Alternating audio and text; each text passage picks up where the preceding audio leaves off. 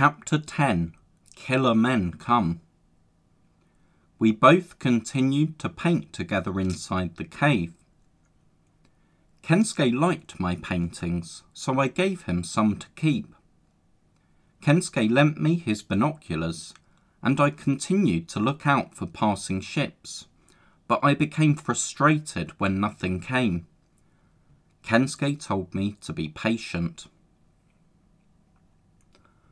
One morning, I was woken up by Stella barking outside the cave. I followed her to the top of the hill. I saw a ship. As Kensuke came out of the cave, I cried, "The fire! Let's light the fire!" Kensuke walked up the hill with his binoculars. "It's the same boat, Mika-san," he said. "Killer men come. They kill the gibbons and steal away the babies. They come back again, I am very sure. They very wicked people. We must find all orangutans. We must bring them into the cave." Kensuke began to sing, and all of the orangutans came to him, except for Kikambo, who we couldn't find. I helped him lead the orangutans back to the cave. As we reached the cave entrance, I heard the voices of men from the boat. Then I heard gunfire. The hunters continued shooting. We hid in the back of the cave. The orangutans were scared. When we finally left the cave after the guns had stopped firing and the men had left, there was no sign of Kikambo, the orangutan who we hadn't been able to find in time. Kensuke was very sad. He walked off on his own. I found him later kneeling over the bodies of 2 dead gibbons who had been shot by the men. As we were making our way back to the cave, we suddenly saw Kikambo running towards us. He jumped up onto Kensuke. We were both relieved that he was still alive. One day, as we were looking for shells on the beach, Kensuke pointed to something.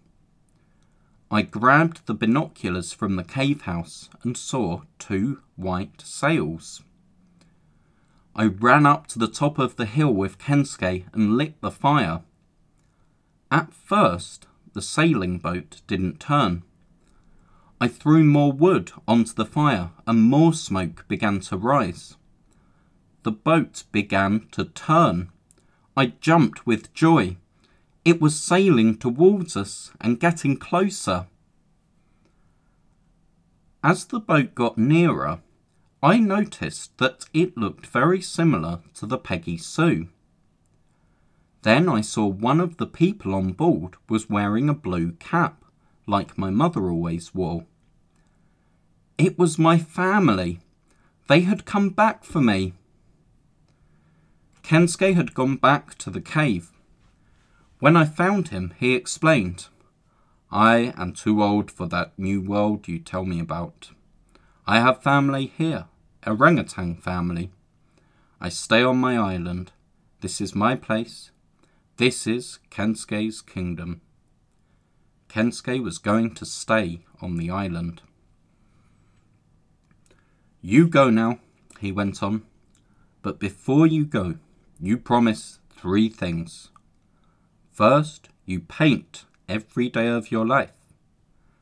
Second, you think of me when you are home in England. Last thing you promise, and very important to me, very important, you say nothing of this, nothing of me. You come here alone. You alone here in this place. You understand? I not here. After 10 years, you say what you like. All that is left of me then is bones. It not matter any more then. I want no one come looking for me. I stay here.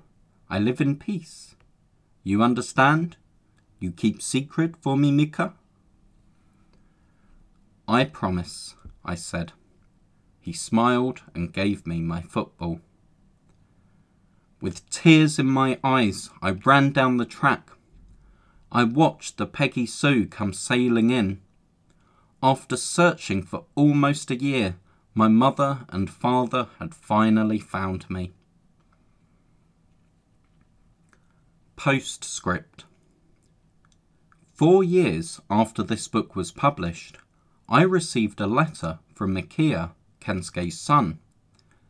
He explained that his family had survived the bomb because they had been visiting the countryside when the bomb fell. After receiving the letter, I went to Japan to visit Micaiah. He laughs just like his father did.